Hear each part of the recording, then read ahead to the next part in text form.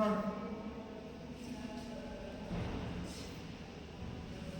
मृदा आता आपण मृदा निर्माण कशी होते तर हे पाहूया. तर मृदा निर्मितीमध्ये मूळ खडक, प्रादेशिक हवामान, जैविक घटक, जमिनीचा उतार, कालावधी हे घटक विचारात घेतले जातात. ह्या घटकांमुळे काय होतं तर मृदा निर्मिती होते.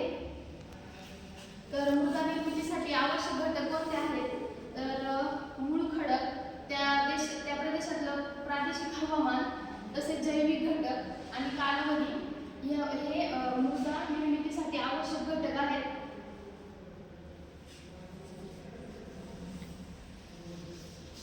तर आपण मृदेची निर्मिती पाहिली. तसेच आता आपण मृदेची धूप पाहूया.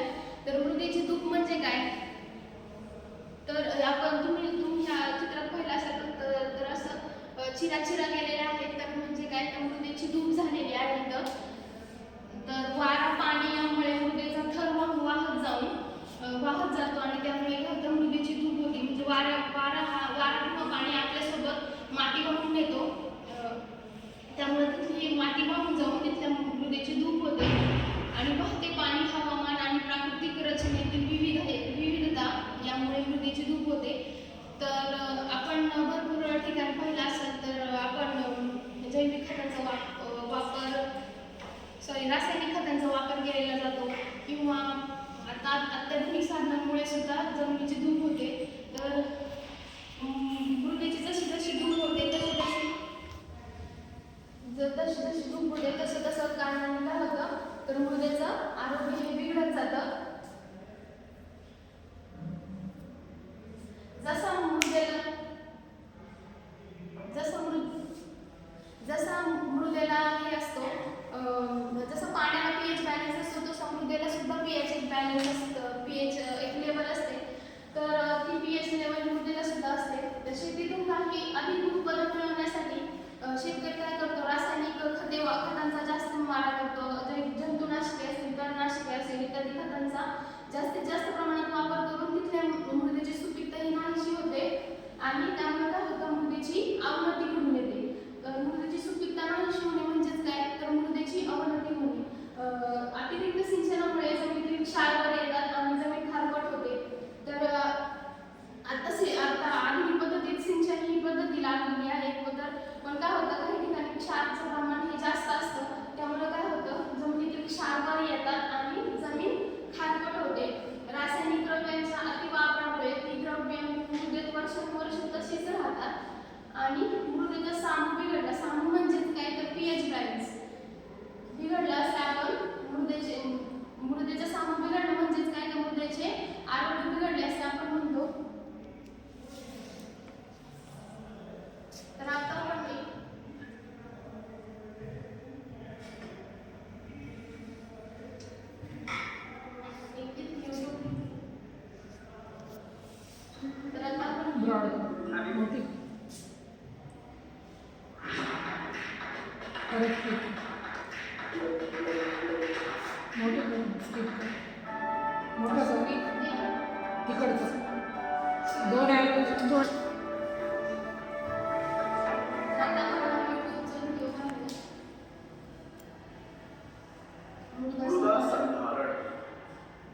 मृदा संधारण म्हणजेच शेत जमिनीची धूप न होणे, पावसाच्या पाण्याच्या माराने, पाण्याच्या वेगवान प्रवाहाने तसेच वाऱ्याच्या झोताने जमिनीतील सूक्ष्म कण तसेच माती वाहून नेली जाते.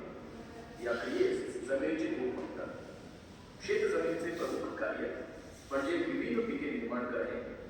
त्यासाठी शेत जमिनीचा योग्य वापर करून तिचा कस कायम राखणे अगत्याचे ठरते. परंतु अनेक कारणांमुळे जमिनीची उत्पादन क्षमता घटते आणि ती राखण्यासाठी जे उपाय योजले जातात त्या सर्वांचा समावेश मृदा संधारणाखाली होतो. शेत जमिनीची सुपीकता तिच्या वरच्या थरातील मातीच्या सूक्ष्म कणांवर अवलंबून असते. म्हणून त्यांचे संवर्धन करणे ही महत्त्वाची बाब आहे. शेतातील सुपीक मृदा पावसाच्या पाण्यासोबत वाहून जाऊ नये यासाठी मृदा संधारण विभागातर्फे काही कामे केली जातात.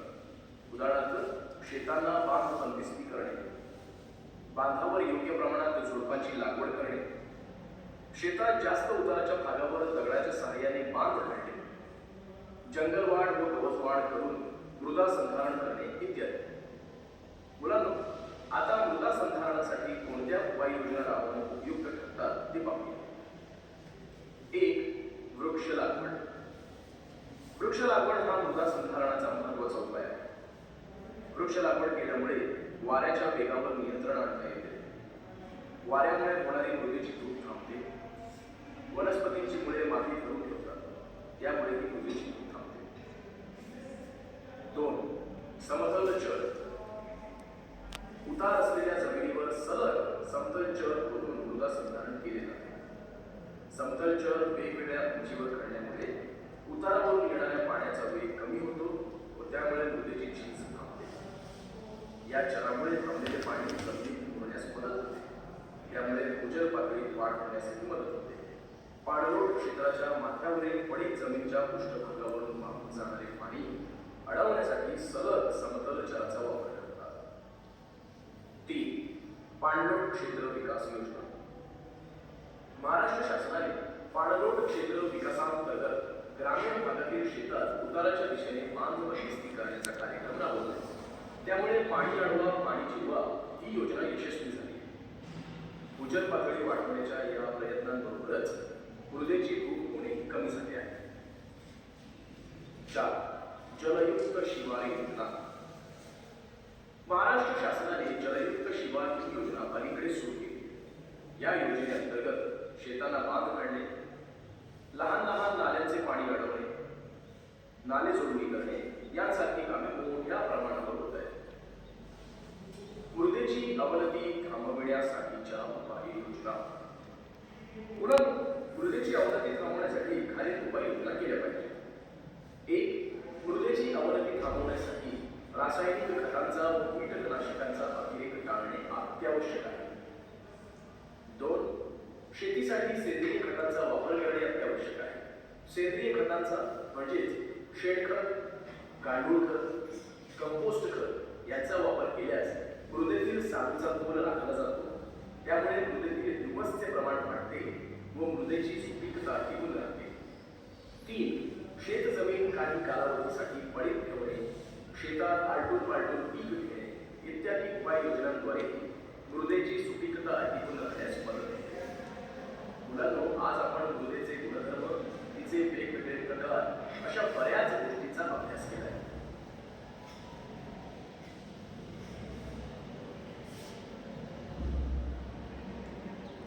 Are you driven by a deep desire to live in this world? Do you have a knack for really understanding? New dog.